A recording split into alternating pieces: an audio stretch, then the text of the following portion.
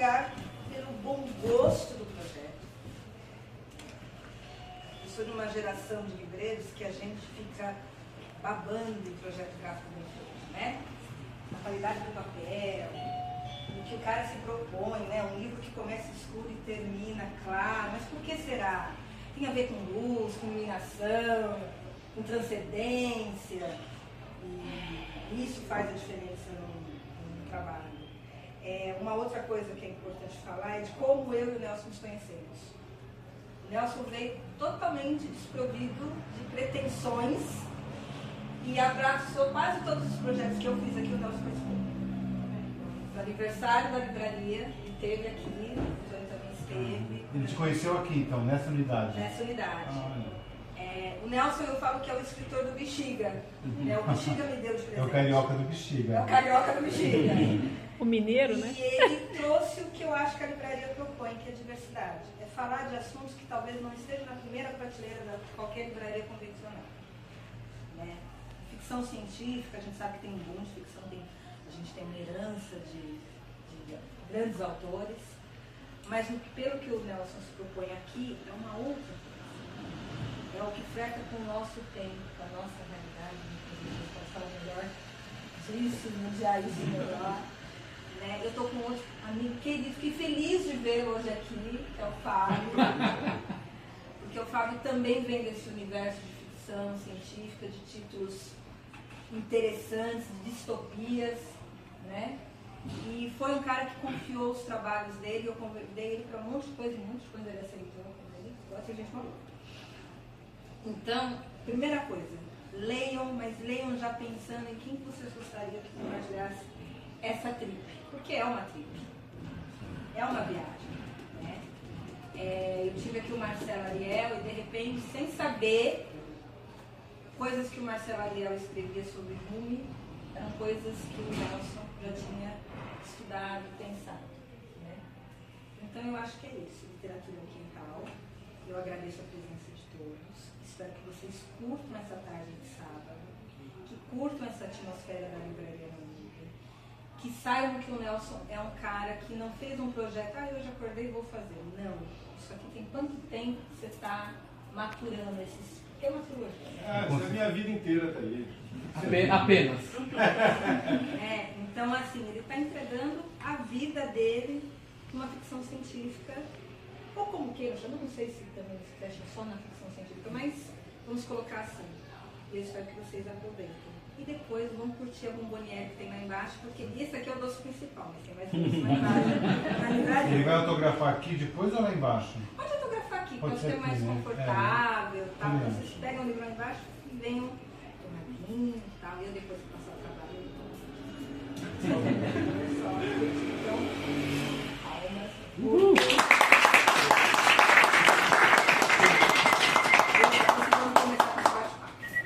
Renata, antes de você ir, eu queria agradecer imensamente a Livraria na Nuvem. Eu gosto de falar que é o primeiro lugar que acolheu a gente aqui em São Paulo, né? Nossa casa. A gente veio para cá em março, no Rio, completamente sem saber para onde. Pousei aqui meio por acaso e foi maravilhoso a sua acolhida, conhecer aqui, frequentar aqui e poder se territorializar em São Paulo. Muito graças a vocês aqui. Muitíssimo obrigado. Mas acolher gente boa é fácil, né? Acolher gente boa não é difícil, gente. Difícil é acolher gente. Difícil é acolher fascista. Sabe acolher fascista? Mas aqui, gente boa. Aqui tá, eu acho que sim. Estamos em casa, são vários projetos. A gente já fez projeto quando a gente abriu aqui, veio com uma galera aqui, me apresentou N pessoas. Eu acho que, Nelson, você atrai o que você escreve. Então você joga para o universo na escrita, né? Lógico, estudada, porque também não vamos achar que todo mundo nasce Kafka e Clarice Lispector, não. Mas você atraiu o que você pôs na escrita. Não é difícil, né? Então, assim, é um sucesso, assim como o do Fábio. Os livros do Fábio são livros interessantes, assim como o seu será, e de novo, presente. Quando a gente gosta de alguém, a gente não indica, vai lá nas plataformas. O boca a boca é melhor. Ninguém indica coisa ruim. Ninguém indica quem não gosta. Então, indicar livro do Nelson é porque a gente gosta do projeto, porque a gente sabe que o projeto é, né? Quando a pessoa abre a olha, que viagem, onde esse cara quase imóvel? O que aconteceu com esse menino, gente? Essa DJ trans aqui. E é para provocar. Literatura é para provocar. É, claro. É para a gente sair do nosso conforto, porque senão a gente não evolui. Beijo, bom evento para Obrigadão, você. Bom, gente, então muito obrigado por vocês terem vindo. Eu estou aqui com o Nicolas. O Nicolas foi a primeira fortuna crítica da minha obra de ficção, né? E quando ele fez a primeira resenha do Drummond, eu falei, esse cara entendeu o livro melhor que eu, maravilha e tal. Escreveu uma resenha agora do Pulsares, assim, incrível também, que fala, depois você explica lá, falando que parecia que eu estava adivinhando o pensamento dele, ele lembra e tal. Então foi incrível, então é uma alegria aqui estar com o Nicolas aqui, que é da U Magazine, que eu conheci através da minha colega de doutorado, a Amanda Moura, e também é da USP, está fazendo mestrado lá e tudo. Então, muito obrigado por ter aceito, Nicolas. Vou falar um pouquinho, depois eu passo para ele, mas quem quiser já ir perguntando, já ir comentando, estamos abertos, tá?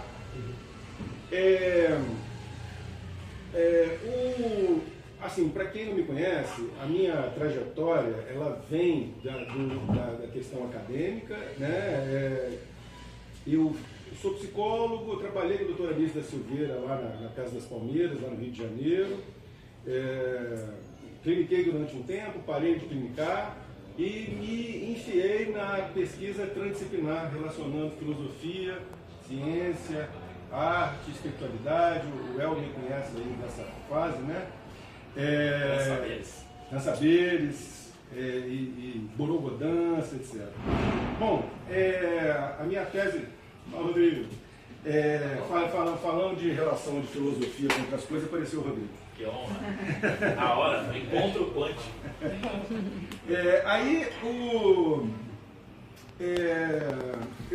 Quem me orientou foi um físico, né, o Luiz Pinguelli Rosa. Para vocês terem uma ideia, na minha banca de doutorado, você tinha um antropólogo, o Eduardo Vieira de Castro, um cosmólogo, que é o Mário Novello, um filósofo, que era o Alderiz Maciel, um matemático, que era o Ricardo Cubruz, uma neurocientista, que era a Mayra Floresta. Vocês podem perguntar, foi uma conversa linda, maravilhosa, não, com um quebra-pau desgraçado. Mas deu tudo certo no final, porque era para isso, é para causar polêmica mesmo, que eu estava usando ali e propondo coisas novas, e chamei as pessoas que eu citava ali, né? E aí eu fui mergulhando na brasileiridade, porque a gente tem um problema de uma espécie de ausência de uma filosofia genuinamente brasileira, né? O Rodrigo pesquisa muito isso, editor filósofos brasileiros que tem uma produção genuína brasileira. E aí o meu último livro de não ficção do ano passado foi o livro Na Borogodança. Nasceu de muitas conversas, inclusive com o Fausto, escreveu o prefácio. E ali eu desenvolvi um negócio chamado impensamental, que era o conceito para abandonar os conceitos. A brasileiridade, o pensamento da brasileiridade era uma coisa com borogodó, com movimento, com samba, com improviso. Aí pensei isso junto com o tropicalismo, com Glauber Rocha, com Guimarães Rosa, Clarice, etc. E aí o pensamento, o conceito, chegou no limite na linha da borogodança. E aonde o conceito não basta, a ficção se insurge. Já tinha escrito o Drummond, que é mais experimental. O Drummond é um livro em que os personagens não têm nome, eles têm fontes de letra diferentes. Eu converso com eles com os personagens através das notas de rodapé e tal. É para você romper com o dualismo sujeito-objeto mesmo. E aí, depois veio, na verdade, o Kant que eu escrevi depois do Pulsares, né? Mas ele foi publicado antes, que na verdade, é um livro de poemas, cujo personagem narrador é uma personagem também do Drummond Verso, né? Que é a Cien, que foi inspirado numa miração de ayahuasca que eu tive no ritual indígena, em que eu vi que, no passado, antes do processo civilizacional, 1/3 da população era intersexo ou hermafrodita, hoje em dia se fala intersexo na biologia, né? E houve um genocídio e ela é sobrevivente, ela narra isso através de poesia. Aí o Pulsares, que é o ápice dessa história toda, que mistura todos os elementos do verso, lembrando que cada livro pode ser lido separadamente, inclusive os contos, né? O que trata o Pulsares, né? O Pulsares, ele é muito inspirado, uma coisa que eu já trabalhava na obra não ficcional, uma coisa que sempre me comoveu muito, que é essa ideia dos grandes números do Paul Dirac, do Prêmio Nobel da Física. Ele tem uma hipótese que ele acha que as leis da física podem mudar. Isso aí tira qualquer base fundadora do universo, né? E sempre me instigou isso. O que seria essa mudança que muda? Essa mudança que não tem suporte? Essa mudança que é selvagem? O que seria isso? É claro que lá, no Paul Dirac, essa mudança das leis da física se dá em bilhões de anos. E aqui no Pulsares vai ficando cada vez mais rápido, né? O livro vai avançando, as páginas vão clareando e a coisa vai ficando cada vez mais rápida. E aí isso gera mudanças nas pessoas. As pessoas começam a desenvolver telepatia, telecinese, os sonhos começam a se materializar, os pensamentos começam a se materializar, começa a ter volta no tempo localizada em alguns locais. E o mundo inteiro vai ficando de cabeça para baixo e isso gera várias consequências sociais, econômicas, políticas e os personagens estão querendo lidar com isso. O narrador protagonista é o Aion, que é uma espécie de bruxo, alquimista. Ele ganha a vida mudando as células de artistas mais velhos para eles viverem mais. Artistas famosos que estão velhos e querem viver mais e sabem ser discretos e sabem pagar bem. O primeiro que ele atende aí no começo do livro é o Keith Richards. Agora vocês sabem porque o Keith Richards não morre. E mais tarde ele vai atender o Caetano Veloso. Se passa num futuro próximo, então eles estão lá com seus 90 e tantos, né? E aí tem no QR Code no final, você tem a playlist lá, né? O Aion, então, ele já saca essa questão das pulsações cósmicas que expressam as mudanças das leis da física. Ele saca de física, ele namorou uma física, ele vai atrás dela e ele vai tentando montar um grupinho de seres mais sensíveis a essas mutações, essas pulsações cósmicas. Então ele vai atrás da Kira, que é uma adolescente, que é a mais poderosa ali, né? E ele vai acaba aparecendo por acaso, em função da namorada dele, a Mixa. A Mixa, ela é um travesti profissional de sexo que aspira a ser uma cantora. E ela, de fato, se torna, ao longo do livro, uma cantora de tecnobrega. E o tecnobrega aparece, e ela faz cover de grande sucesso do synth pop dos anos 80, né? Então, Don't You Want Me, do Human League, vira Então Me Monte. Eu me diverti muito fazendo essas covers, os títulos, né? Tender Love do Soft Cell virou Tinder Love. Take On Me, eu não vou falar que virou Take On Me, vocês podem imaginar. E também faz cover dos Pet Shop Boys. Os Pet Shop Boys acabam fazendo um dueto com ela no circo voador, através de holograma e por aí vai. E tem cenas, e também, como é importante para mim, via Borogodância, pensar uma ficção científica brasileira. O Fábio está aqui e sabe muito bem dessa importância, né? A gente pensar tropos brasileiros na ficção científica, né? Então, assim, tem a cantora de tecnobrega e tem cenas no Carnaval do Rio de Janeiro, no bloco de Carnaval lá no Arpoador, no Rio de Janeiro, e, claro, uma cena na Marquês de Sapucaí, onde eu busquei fazer uma justiça histórica, que finalmente a Mangueira fez um samba enredo em homenagem a Ayrton Sica, Lígia Clark, neoconcretismo, que é um dos grandes momentos aí do livro, né? Enfim, então, aí no QR Code também tem um link no final também para o blog Egrégora Urbe, que é um blog dos personagens. Os personagens estão ali pensando essas mutações, escreveram um blog, e esse blog existe, tem o Instagram do blog também, vocês podem acessar ali pelo QR Code no final do livro. Enfim, tá aí, lançada a criatura aí no mundo. Quero muito saber o que vocês pensam. Eu sei que muitos aqui já leram ou estão lendo.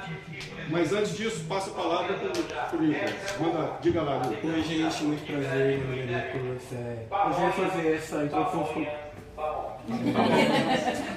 Eu ia fazer essa introdução. Na verdade, ficou até mais tranquilo, porque quem poderia falar melhor do que o próprio autor. Então, eu, ao invés de fazer, como eu fiz com a minha crítica, de só dar uns comportamentos, por exemplo, de. Eu não gosto dessa ideia de chave de interpretação. Eu prefiro falar da minha experiência como leitor aqui. Então, eu queria começar falando sobre essa ideia de. Como fala? Que a gente geralmente começa um livro tendo quase como um vício de leitura, sabe? A gente começa a procurar pistas e a gente quer encontrar essa chave de leitura. X igual a Y, enfim. Eu acho que isso é uma forma legítima de você consumir um livro, ou uma mídia no geral, mas eu acho que ela não é a única. Eu acho que até um pouco reducionista no geral. Então, falando tipo, sabe, esse terceiro livro não tem uma ordem que você precisa seguir para entender as coisas. Se você ir pelo prefácio e pela sinopse, você já consegue acompanhar também um pouco naquelas, porque você vai pescando.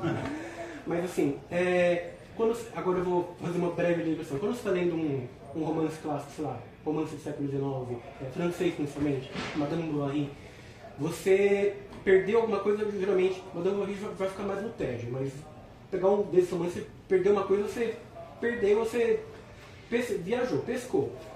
Você vai continuar ali na leitura, mas é aquela coisa que você volta para depois você descobre novas coisas o tempo todo. Quando você vai para um livro, agora puxando para o Brasil, como Clarice Lispector, que já mexe com fluxo de consciência, você está lendo ali, mas você tá tentando entender, mas você não está entendendo muito bem. Até pela linguagem da Clarice, que é uma coisa bem sofisticada, é a minha autora favorita, eu amo esse livro de paixão. E agora, já puxando para o Salles, você vai lendo o livro. É uma leitura relativamente simples, é uma linguagem simples, sem demérito da questão. Porque buscou-se fazer uma coisa assim, uma linguagem mais simples, a modo de Henry, sabe? De trazer uma leitura mais seca, entre aspas. Então você não encontra dificuldade com a linguagem, assim, você entende o que está acontecendo, vai acontecendo uma porrada de coisa de uma única vez. Mesmo sendo tematicamente denso, né? Exato. Filosoficamente denso. E essa que é a questão, porque o livro, na minha leitura, o livro ele ocorre em um ponto que você está lendo e no ponto que ele não está te dizendo o que está acontecendo. Então você tem todo, nem posso dizer um subtexto, mas um mar de subtexto de um caldo de filosofia, de misticismo, de física, tudo ali imbuído. Então, como fala? Gente, que eles são misericordiosos aqui, santos Cristo. O que eu quis dizer aqui? Só um tempinho, gente. Sim. Aí então que eu volto para esse ponto. É um livro que você tem é um livro que você pode dizer ficção científica, mas ele também é um livro de mistério. Mas ele não é um livro de mistério porque o mistério não é o ponto do livro. Na verdade, não tem um ponto do livro. Não, eu acho que essa que é a ideia.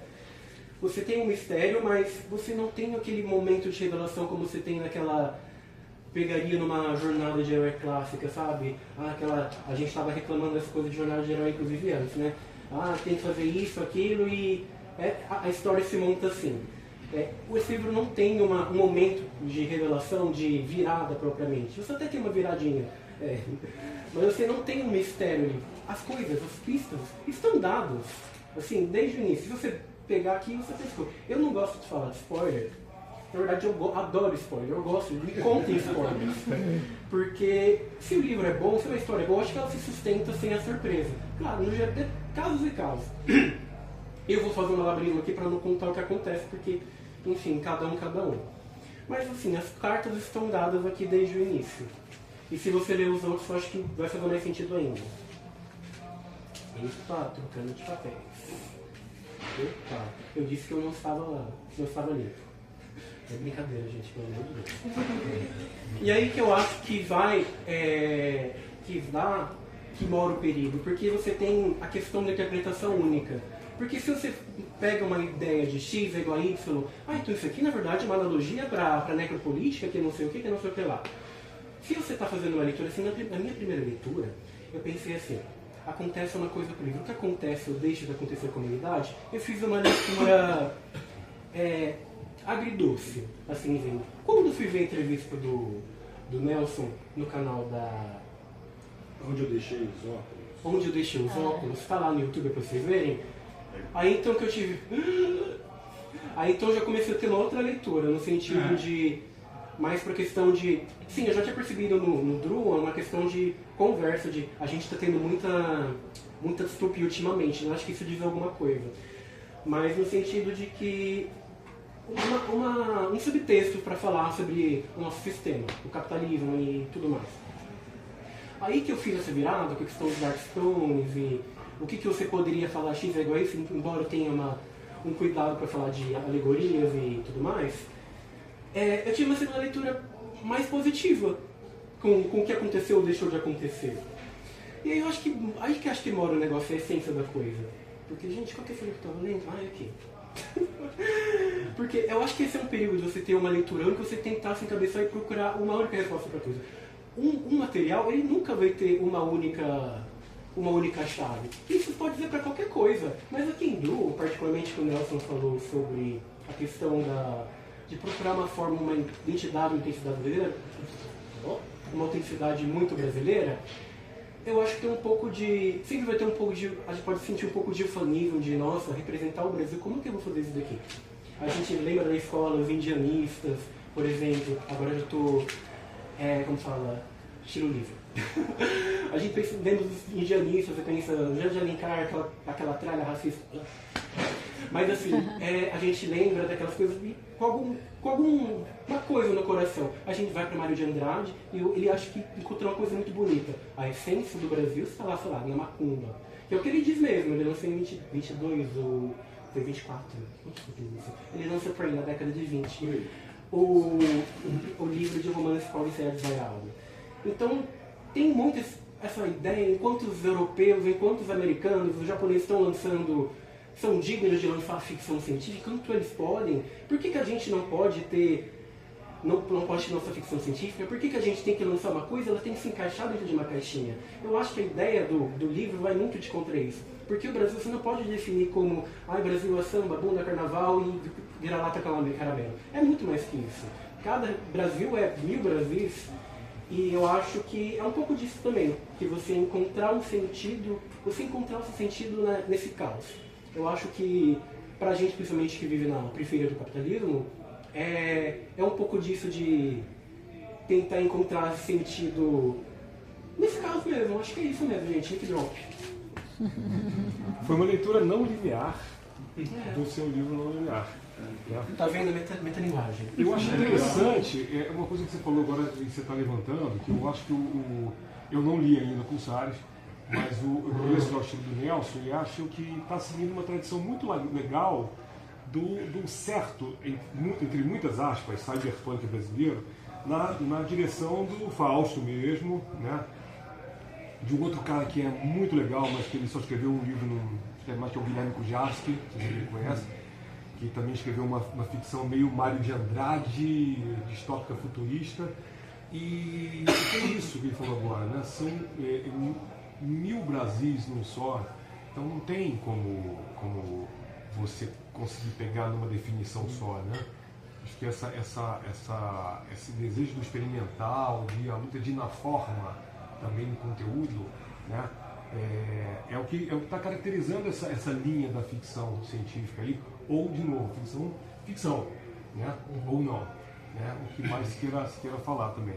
Eu acho que a linha do Nelson é muito interessante nesse sentido, e a gente tinha que ler mais autores, tinha que ter mais autores como Nelson. Uma coisa que eu estou fazendo assim, está quase ficando panfletária, é a crítica do excesso de realismo na literatura brasileira. Sim. Não só na literatura, mas no audiovisual também. Né?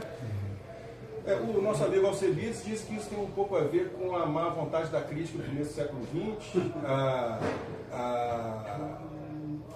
aquela Flávia Sequindia, ela diz que, na verdade, o realismo vem para organizar o caos brasileiro e tal, mas isso é uma postura.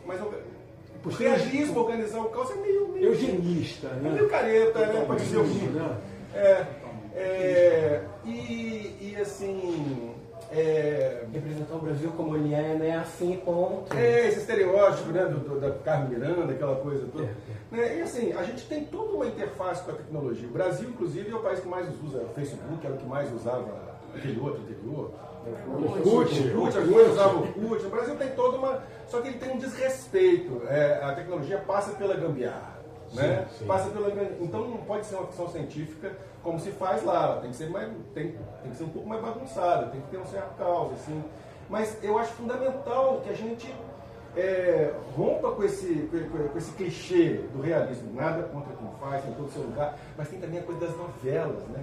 As novelas são quase todas realistas, com aquele foco na cara, aquele close no rosto, assim, aquela coisa bem clichêzona mesmo. Então, agora aproveitar, então tem essa coisa de IA que talvez facilite, a coisa do efeito especial, né? Eu assisti agora o Ogiva, que é um filme baseado, é um prequel do HQ da... Vi lá no Festival do Cinema Fantástico. Filme legal, honesto, dá para fazer, tem público, né? A ficção científica está crescendo no mercado editorial brasileiro, né? O público feminino é metade do público de mangá aqui no Brasil, né? Então, assim, tem tudo. Temos tudo aqui, tá com faca e queijo na mão para ir muito além Só disso. falta aí. realmente a brasilidade dentro das histórias, né? Porque tem Isso. muita coisa que vem requintado lá de fora. E A agora- pessoa tem dificuldade de sair, faz uma cópia de uma história norte-americana ou inglesa, né? Agora tem a ficção de cura, que também está vindo lá da Ásia, que o pessoal está começando...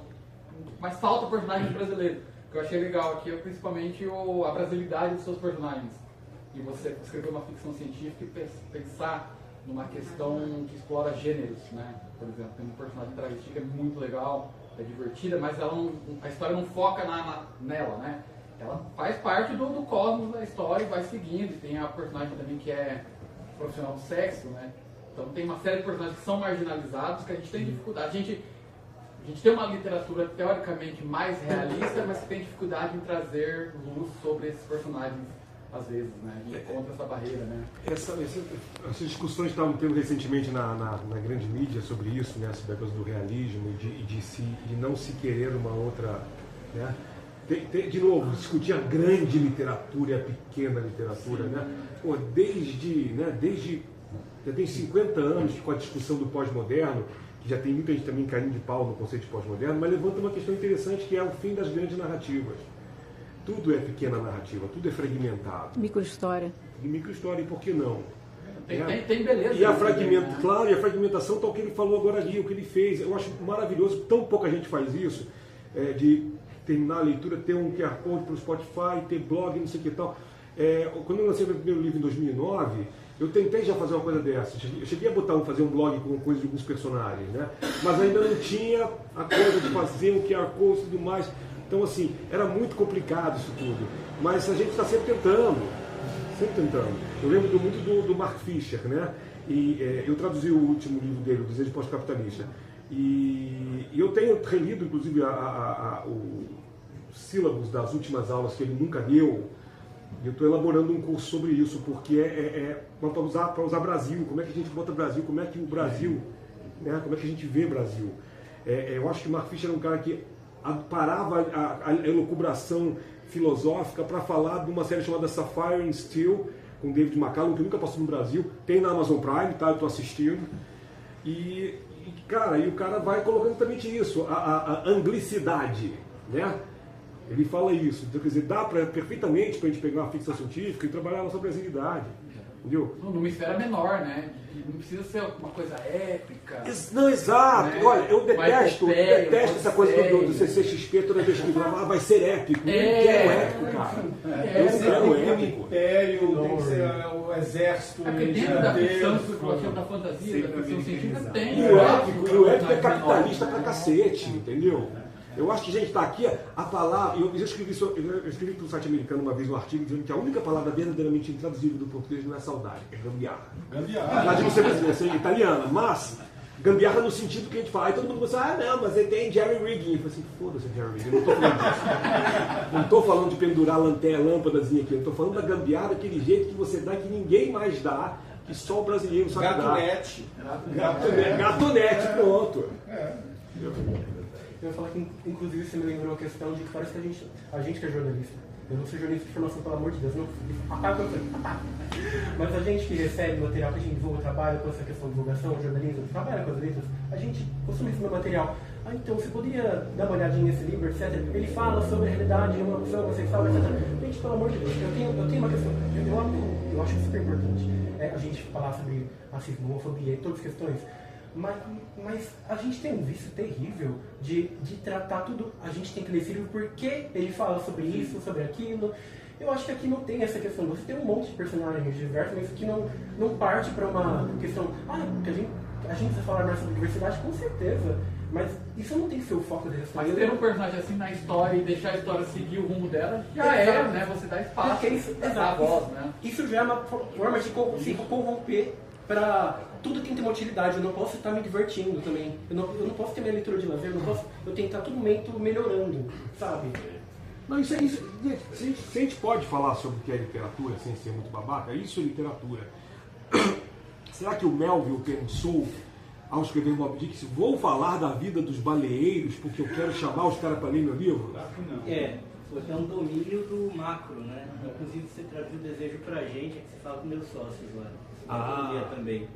E a gente, inclusive lá na economia, a gente está lançando outro cara que é o John Greenaway, que ele fala do gótico no marxismo, que é o capitalismo e história de horror. Ele faz esse trânsito de pegar, discutir a questão do marxismo, o horror, do capitalismo e o horror como libertação, ele dialoga muito com Fischer, para pensar essas micro-histórias, mesmo falando de teoria aqui, né? Teoria pesada, mas ele está pegando determinadas obras da pop, está desconstruindo aquilo dali, mostrando um aspecto reaço ou até libertador que tem desde o Drácula, do Frankenstein. Isso é bacana, não li a obra ainda, vou comprar daqui a pouquinho, mas eu acho que é bacana a gente poder contar a história de ter um personagem gay, travesti, trans, mas que aquilo não seja uma macro questão. Que seja um caso, não uma causa. Né? Senão você fica com uma coisa normativa, né? E aí, aí a mulher, o negro vai entrar ali, mas não vai entrar. Qual é a nossa luta? Para que possa ter diversidade, para que possa ter tudo e todo mundo possa figurar ali. E não de repente, é meio que o inverso, uma polaridade, você trazer um gay, ele não é você, é um gay. Então, automaticamente, uma pessoa da periferia. Não, você é da periferia. Isso te define, acabou você e é um elemento normativo até com boa intenção, mas que toma. E você perde essa dimensão do universal no particular. Exato. E tudo se torna universal e do nada universal. Isso, exatamente. Tem uma autora que já foi publicada no Brasil aqui, vou interromper só para a autora instantinho. A Charlie Jane Anders, que foi publicada pela Morro Branco aqui, que é uma autora trans. E ela escreveu o romance mais famoso que ganhou o prêmio, então, Todos os Pássaros no Céu. É uma história de amor entre uma menina e um menino cis, héteros, e envolve fantasia, ficção científica e magia e tal. Aí, pois é, não, eu gosto muito desse livro. E aí eu tenho uma amiga não binária que ela falou assim, eu gosto muito de Charlie Jane Anders, mas eu não gostei desse livro. Mas por quê? Porque ela não tem personagem trans? Eu falei, mas tem que ter personagem trans? Tem. Não tem por quê? Porque ela é trans. Eu falei, mas ela conquistou o direito de escrever até sobre o que ela quer. Ela conquistou o direito de escrever sobre personagens héteros. Assim como de repente ele está escrevendo sobre personagem trans. É bacana a gente poder ter isso também. Né? Total, liberdade. São os devires, né, também. Quando ele está falava, aquela questão do Fernando Pessoa, dos heterônimos, é importante, porque se a gente vai escrever sobre a gente mesmo, né? E aí, a gente tem que escrever, tem devir, a literatura está na ordem do devir, não na ordem do ser. Quando eu peguei essa coisa das leis da física mudam, é para perseguir o devir, na sua expressão mais selvagem.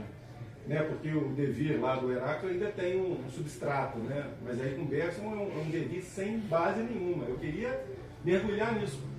Inclusive isso se expressa no livro, que mais para o final vai saindo de uma narrativa em prosa e vai virando uma coisa poética. Então esse devir se expressa não só graficamente, mas também na própria expressão literária do livro. Né?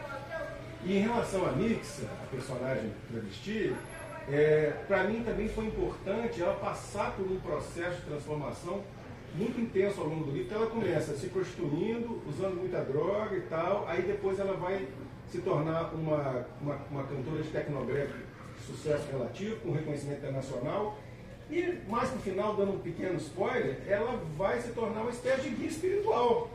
né? Então ela passa por uma transformação, ela não fica naquele estereótipo, ela vai mudando. Isso é fundamental para mim. Devir é uma das coisas que eu mais persegui aí ao longo da minha vida, tanto na obra conceitual quanto na obra literária. E em relação à questão do terror, do Mark Fisher, etc., eu gosto muito do cara dessa turma, que é o Eugene Pecker, que ainda não foi traduzido no Brasil.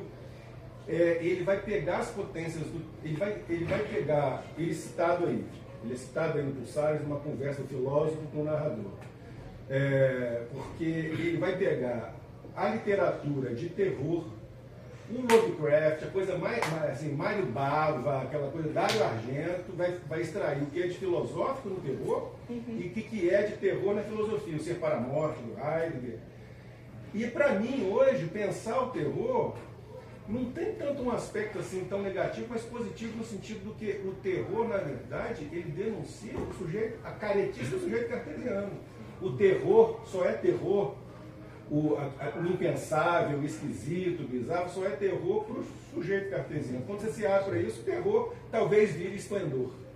É o Lovecraft com medo do outro, e o outro é o negro, a mecânica quântica, a geometria não euclidiana. O medo do que não é linear. O mundo virando de cabeça para baixo numa época dele. Que é o próprio Fock na União Soviética da mecânica, porque ele falando assim, não, que bom que o Einstein viu as coisas, mas em um dado momento o Einstein dá um giro e fica careta com a quanta. Ele fala, a gente tem que pensar a possibilidade, porque o Einstein ele fala, Deus não joga dados, mas isso não tem aleatoriedade, mas ao mesmo tempo aquela ideia determinista, que uma partícula que vai acontecer uma coisa, ela já é, e ela está colocada numa certa teleologia, enquanto a mecânica quântica permite a gente pensar a liberdade de um jeito abrangente. O Hawking fala depois, o Hawking falou o seguinte, Deus não só joga dados, como esconde o resultado. Stephen Hawking chegou, falou tudo para sacanear o Einstein, porque é isso aí, né? Eu acho que Deus joga dados viciados. Não tem nem dúvida, né? Ele é um demiurgo gnóstico.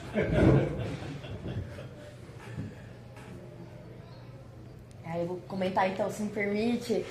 Estava pensando um pouco, refletindo a questão dos Darkstone, né? Como esse contraponto do vilão.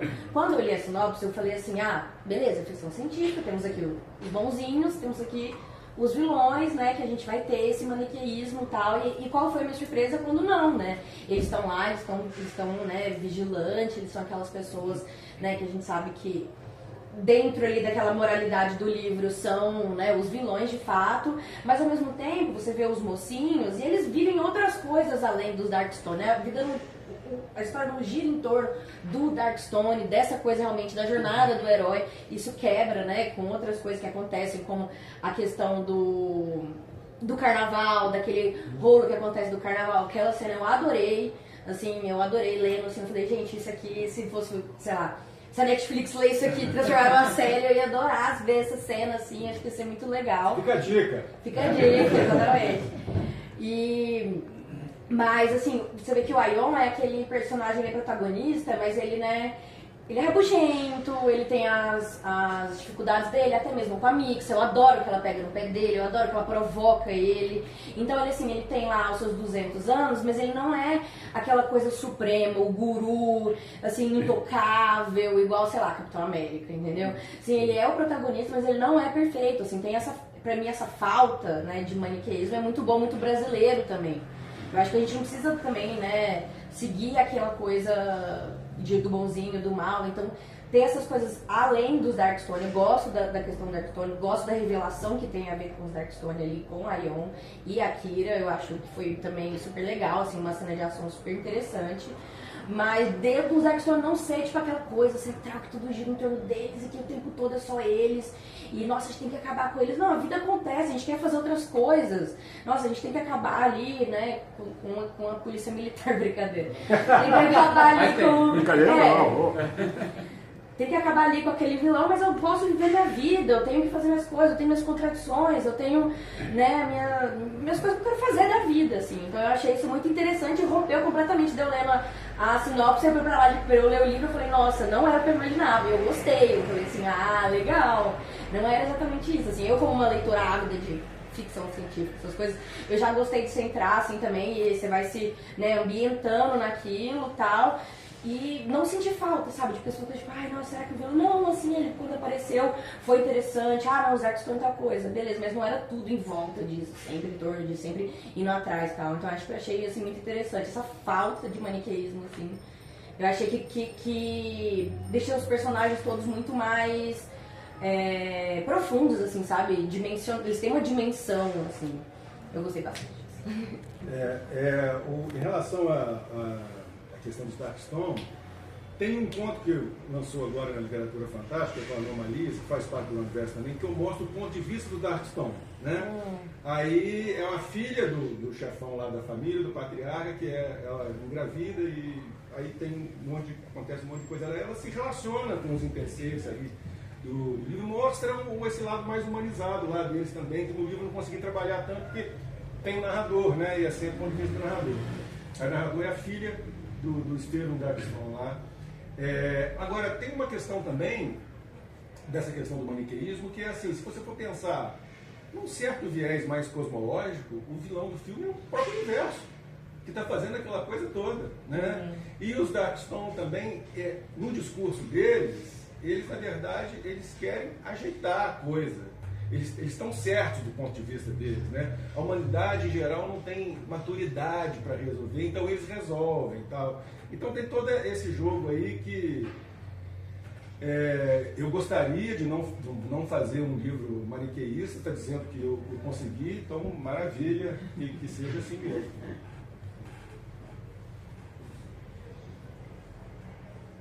Mais alguma coisa? Mais algum comentário, pergunta? Eu queria saber do seu estilo de escrita, porque eu achei que ele se aproxima muito do estilo pulp, né? Que é muito direto, frases curtas, né? Capítulo, paragrafação curta, muitos diálogos. Eu queria saber mais o que te inspira, autores que te inspiram, o seu estilo de escrita, assim. Gostei muito da forma como você usa elipse temporal, porque isso dá uma dinâmica de leitura para o livro muito boa. Você não precisa contar o que eles estão passando cada segundo da vida deles. Você pausa num canto, quando você volta a acontecer algumas coisas, você situa a gente muito rápido, né? Na fruição dos dias deles, de como eles estão vivendo, estão viajando de um lugar para o outro, que até a gente falou de leitores que não gostam de descrição excessiva, e não tem isso, é muito enxuto, que me lembrou muito assim de histórias pulp mesmo, que tem esse padrão de, a gente tinha um espaço curto para publicar numa revista, então vamos ser o mais enxuto possível, né? Eu queria saber como você trabalha, se você pensa, né, nessa questão de estilo, assim, porque eu gostei muito do seu estilo, achei o diálogo mais coloquial também, né? Tanto quando a gente está no narrador, que é em primeira pessoa, ele também tem uma linguagem mais coloquial, que é difícil de encontrar em ficção científica, né? Porque eu li um livro recentemente da Ana Martino, que também brinca com essa coisa da linguagem. Que é maravilhoso, né? Que é basicamente uma fofoca estelar, assim. É muito coisa de novela, mas ela mescla com ficção científica e põe essa linguagem coloquial que fica muito mais acessível, pelo menos para mim, que veio do interior, né? Não sei, de São Paulo, do Rio. Eu venho do interior de São Paulo, então o caipirês pra gente fica legal de acompanhar. Assim. Eu sou do interior de Minas, moro há muito tempo. Enfim, então, isso fica muito legal, me lembrou também um pouco do... E minha família toda ligada ao meio rural mesmo. Eu gosto muito de um jogo que chama Cyberpunk 2077. E dentro desse jogo tem um núcleo de personagens que eles são os caipiras do jogo, e o trabalho de localização da dublagem brasileira. Quando você joga em inglês, eles são os redneck, então eles só tem a fala acentuada um pouco, né? Mas o trabalho de localização brasileira é realmente essa linguagem nossa coloquial, de usar gíria, expressões que parecem mais antigas, de palavrões, de termos, em vez de você fala para, você fala pra mesmo. Eu gostei muito disso no seu livro, fiquei fazendo link, assim, aí fiz link com a Fortunato Poeira também, que eu acho que é uma coisa que quando a gente pega a ficção científica, a galera quer tem muito leitor que espera ler numa ficção científica um manual acadêmico, uma linguagem que seja extremamente difícil. Né? Tem gente que fala, não leio ficção científica porque a linguagem é difícil. Né? Não tá com aquela discussão que a gente teve do Threads. A galera tá falando de ficção científica sem se atualizar dentro da ficção científica, né? E aí eu queria saber um pouco mais do seu estilo mesmo, de como você pensa o estilo da história. Então, essa é uma questão muito importante para mim, porque uma das coisas que mais me incomoda é uma proposta do Gonçalo Tavares, que é o grande escritor português contemporâneo, que ele se propõe, toda vez que ele senta para escrever um livro, se propõe um novo gênero. Então você tem livro dele que parece um romance tradicional, você tem livro dele que é como se fosse uma lente de filme, descrevendo a cena, né? E ele tem livro de poesia, que na verdade recupera Camões. Então ele faz tudo com consistência, né? Isso me fascina muito. Então, assim, se você for pegar o Drummond tem uma pegada mais experimental. Tem uma linguagem coloquial, mas tem uma estrutura em que os personagens não têm nome, as letras se identificam os personagens pela mudança de fonte. Eu converso com o personagem pelas notas de rodapé, então tem toda uma jogada de metanível, tem transcrição de conversa de WhatsApp. Então, o Drummond ele é mais experimental no formato. O Cânticos Andrógenos, apesar de ser do mesmo universo, é um livro de poema, é um livro de poema que se inspira na coisa meio do Mallarmé, nos poetas concretos, né? Você joga com a forma do poema, né? E tal. E tem um capítulo que é só prosa poética, que é justamente o capítulo do extermínio. Do extermínio lá, dos hermafroditas, né? No Drummond, tem uma cantora de tecnobrega travesti. Tem cena na Marquês de Sapucaí. Pulsares. No Pulsares, obrigado. Tem uma cena de carnaval lá no Arpoador do Rio de Janeiro. Tem samba, tem... Não, aí é de outra linguagem. E aí a influência tem muito a ver com história em quadrinho. Né? Tem muita... Eu adoro os basicões, Alan Moore, Grant Morrison. Eu gosto dessa galera do duro aí atual, gosto da galera dos mangás de ficção científica também, tipo Ghost in the Shell, tipo Akira. Aliás, eu acho que, depois eu identifiquei isso, Akira, que é uma adolescente super poderosa, eu acho que ela tem esse nome por causa do Akira. Eu acho agora, depois, Agora é Canon. Você falou dos grandes números do dia, que tem o Big Numbers do Alan Moore e o Bill Simmons. Também é uma coisa que eu vi, eu adoro o Frank Miller também. Então, e tem influência de série, de filme, né? Eu acho que o Pulsares tem uma pegada meio Mr. Robots também, que eu adoro aquela série, Mr. Robots, né? Então, assim, eu adoro a literatura sofisticadíssima, Clarice, Guimarães, vou atrás desses caras que vão experimentando muito na literatura, mas eu gosto também do quadrinho, então, e gosto por exemplo, uma das grandes influências do Pulsares é o Philip Dick, que, convenhamos, escreve mal, mas ele tem ideias absolutamente incríveis, né? Ele escreve mal, talvez não seja falta de talento, porque ele não tinha tempo. Era muito comprimido também, né? Muito doidão, ele tinha que ganhar a vida. Mas assim, tá ótimo, funciona, é ótimo, maravilhoso. E é uma influência grande, sobretudo Valles, é uma grande influência em Pulsares. Então, assim, então para essa história, esse tipo de expressão foi a mais adequada. Eu também, assim, do ponto de vista da intimidade, né, da convivência, o Nelson é muito sério, leva tudo muito a sério, absolutamente obcecado com o estudo, e o estudo sempre radical, mas ele adora se divertir também. Eu estou vendo ele muito feliz com esse livro, porque tem um lado também de dançar, de ver série, que também não é sério, e a literatura, nesse sentido que vocês estão apontando, que é politicamente importante, que é da liberdade. Né? Então, eu também estava lendo aqui, eu li, comecei a ler hoje, li 89 páginas, uma tradução do café, porque eu não consegui parar. Que bom. E o lance é que, né, quando você está se divertindo, eu me diverti lendo com os personagens, porque você pega e você dá risada, né? Você fala, pô, isso aqui é maluquice demais, é uma maluquice boa, né? Uma fruição da dinâmica dos personagens, como eles vão evoluindo aos poucos, tem o conflito geracional que eu achei legal, que é uma coisa que ele tem 253 anos, mas ele reconhece numa garotinha que ela é o futuro ali, né? Que ela é muito mais importante, muito mais forte, poderosa que ele. Então, esse lance que você falou de ele estar se divertindo escrevendo, passa pra gente que a gente se diverte lendo também, né? Eu acho que é uma troca Muito bacana, eu adoro ler isso. Não, por exemplo, o simpósio que você já leu, o simpósio de contundências, é o que eu ia fazer, pô. Eu queria fazer lá no centro lá no CBPF, com o Mário Novello, chamar um advogado de família, um agiota, uma profissional do sexo. Nossa. E faz assim, manda a vida na real, sem intelectualidade, tal. Eu me diverti muito, queria fazer isso, queria ser organizador desse simpósio, mas está aí no livro. Então essa questão, assim, a questão de manter a qualidade literária e de ser entretenimento é uma preocupação minha também. Né? Por exemplo, Kafka e Borges são caras que estão pensando coisas estranhíssimas, mas de uma qualidade literária extrema. Às vezes é mais difícil você ser breve e transmitir a sua ideia do que você ser prolixo para transmitir a ideia, né? Na verdade, às vezes é mais difícil. Né? E para acabar de responder a sua pergunta, eu estou trabalhando agora, que a princípio vai se chamar Em Criação, é porque nesse livro não se explica o motivo, dando um pequeno spoiler, não se explica o motivo das pulsações cósmicas, ninguém sabe. No prequel que eu já escrevi, que é o Espirais, se explica.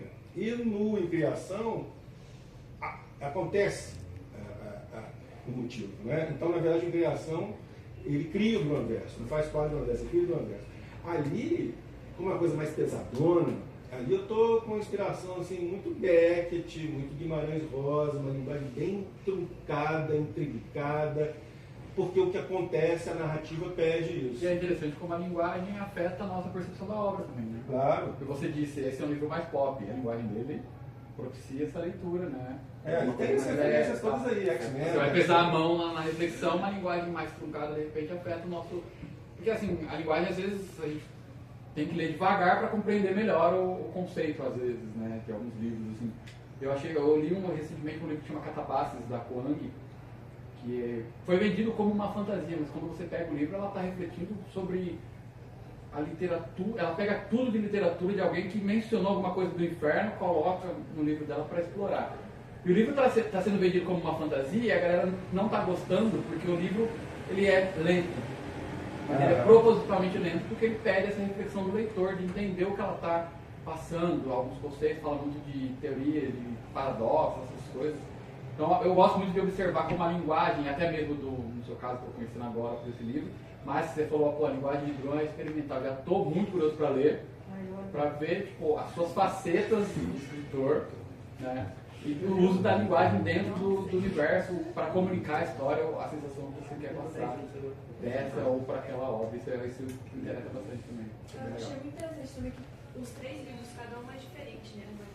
Um é de poemas, e aí o primeiro é super diferente que você estava explicando pra gente no começo, esse já é bem narrativo. E acho que foi o que mais me chamou a atenção, assim, no universo todo. Eu não planejei nada disso. Eu tenho um blog de contos que eu mantenho já desde 2010 e lá já tem variação estilística, né? Também nada planejado. E também não planejei um universo de vários livros e contos interligados. Eu comecei a perceber a ligação dos meus contos a posteriori. E quando eu comecei a escrever o Drummond, no finalzinho ele falei assim, não, mas isso tem a ver com os contos, cara, peraí. E aí quando eu fui escrever o Pulsares, já estava no 4º capítulo, eu falei assim, peraí, mas isso aí tem a ver com o Drummond, né? Aí eu introduzi monitores de pulso que não tinha, o Pulsares começou nos dias de hoje, depois eu coloquei ele um pouquinho 10 anos no futuro. Não planejei nada, mas a coisa é dinâmica, né? Inclusive acontece muito comigo de eu ter ideias diferentes, aí elas vão requentando, elas vão se misturando, né? Eu, por exemplo, sou um cara que eu não tenho bloquinho de anotação, não tem nada disso. O que acontece comigo é a seleção natural das ideias. O que insiste fala, você fica voltando, aí quando vira encosto, eu já pensei. Sobrando tempo demais, vou botar no papel. Legal. E é curioso que você falou, ainda no livro, vou comprar daqui a pouco, é Kira, a personagem do Akira. Akira em japonês é Min, em chinês é o Sol e a Lua. Min? Min, a dinastia, a leitura desse ideograma em japonês é Akira. E aí, como eu aprendi chinês, eu já sabia do Akira, né? Mas aí quando eu fui ler, a gente acaba lendo, aí a mente já troca. O Akira Toriyama Akira, quando ele morreu, aí na China prestaram homenagem ao Xiaomin, porque eles leem os ideogramas como se lê na China. Então isso acontece com o nome das pessoas também. Cara, e aí é magnífico esse ideograma, que inclusive é o comprimento do Kung Fu, né? Sim. Tem um monte de coisa que você escreve na hora e você não pensa, e depois você vê que faz muito mais sentido do que você pensa. Por exemplo, o nome do livro é Pulsares. E o livro, algumas pessoas chamaram atenção para isso, né? Que ele tem oscilação de velocidade. Né? Tem uma descrição mais lenta e tem uma descrição mais rápida, cenas de ação, assim. Ou seja, a narrativa pulsa também, mas eu não planejei isso. Né? Mas que bom. Dá para dizer que planejou.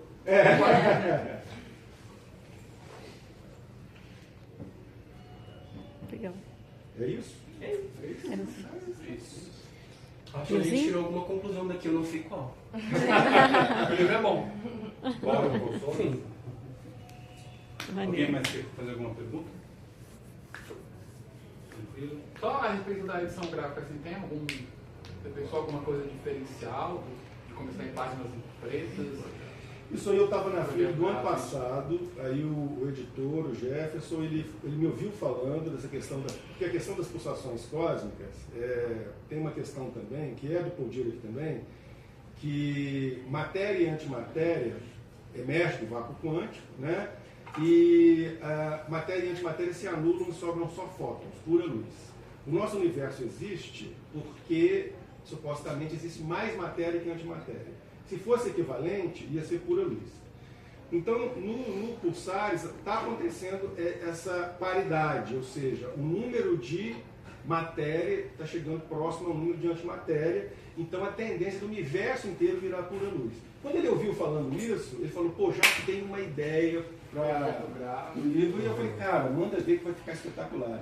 Posso dar o crédito completo, sim? Por favor. A gente estava na Flip, né? A gente ficou encantado que a Mondro tem os livros mais lindos. A gente estava até falando sobre isso com a Rê, né? Que as edições brasileiras, através das independentes, têm um design muito cuidado, muito artístico mesmo, né? E o Jefferson, que também é um advogado, ele é um designer nato. E você vê que ele ama o desenvolvimento do pensamento gráfico, dos produtos da editora, com muito amor, né?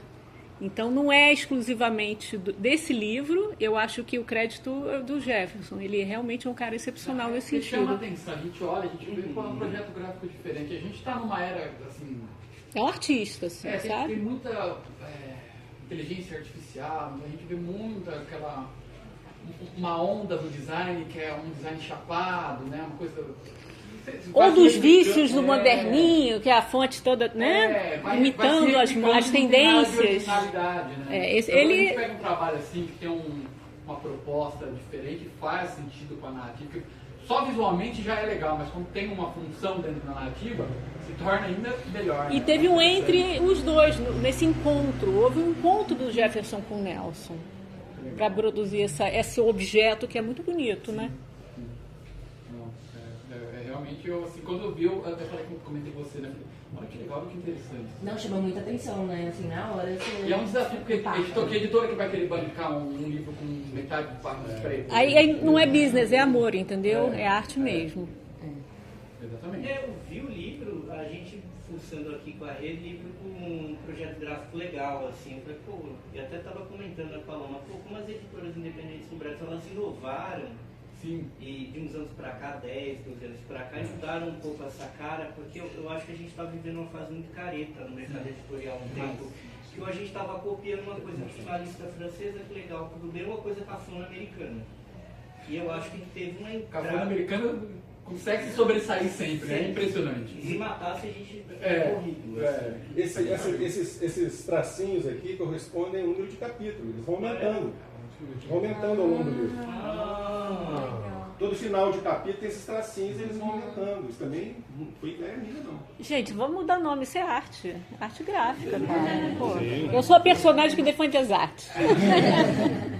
Não, eu acho que o objeto do livro, ele tem a questão literária, né, que a gente preza muito. Eu acho que eu não vi um negócio desse desde a História Sem Fim, né? Porque a História Sem Fim, a gramatura dele também é feita colorida dentro das páginas, e muita gente não entendeu porque que ele foi impresso colorido. Narrativa, porque ele é vermelho e azul. A realidade é uma cor. E a realidade é uma cor e a fantasia é outra cor. E no meio do caminho você vai ver que eles vão ficando muito misturados, né? Às vezes elas vão ficando e você fica assim, nossa, pra que um livro tão colorido assim? E o assunto do História Sem Fim, né? Ele é um livro, se você pegar, apesar de ser infanto juvenil, ele chega a ser um livro sério, né? Porque ele trata do luto, o luto da criança, o luto do adulto ali também muito misturado. Você tem, assim, a dificuldade daquela criança entrando na adolescência, passando por muitas coisas, assim, tipo, violentas de uma vez. E aquela metalinguagem de falando, tipo assim, olha, tá tudo bem. E tudo isso atrelado à edição do livro, né? Você vai vendo assim, tipo, a que momento que você não prestou mais atenção nas cores do livro ali. A gente tem um porque ele amigo, também vai perdendo as cores, né? O Ricardo Celestino, que ele trabalhou, ele fez uma edição independente do livro dele. E quando eu falei, como você vendeu esse livro? Ele falou, cara, eu consegui fazer o livro sair a R$20 para o cliente final. Né? Que é um absurdo você pensar assim, né? Alguém produzir um livro que ele vai vender R$20 no livro final. E ele gosta muito dessa coisa concretista, de brincar com as palavras, né? com a mancha do texto ali. E eu falei, cara, isso aqui é muito legal e é uma coisa que editoras não tem editora que vai comprar isso, né? A gente tem editora focada em ficção científica no Brasil, mas é uma editora que quer uma coisa mais clássica mesmo, né? Que quer um experimentalismo, né? Então, quando a gente tem a questão do texto literário, mas todo o trabalho da edição, do objeto, o livro, acho que eu gosto de observar assim, como ele conversa com a própria história. Que é o que você disse, às vezes a história está dizendo uma coisa, o projeto gráfico só para se encaixar numa onda totalmente diferente. Né? A gente tinha essa tradição aqui no Brasil, aqui em São Paulo, né, da poesia concreta, né, e tal. Mas aí é numa linha que eu acho que aqui é diferente, que é dos quadrinhos, né? Sim. É outra geração. Essa divisão em sílaba também expressa uma pulsação da capa, né? Esse degradê também expressa a questão das pulsações cósmicas. Realmente foi incrível. Foi legal pra caramba. Parabéns. Obrigado. Legal. Estendo o agradecimento ao editor. Vizinho. Quem não comprou pode ir lá comprar e pegar o Então agora a gente faz o autógrafo. Estamos depois para ele. Vamos lá.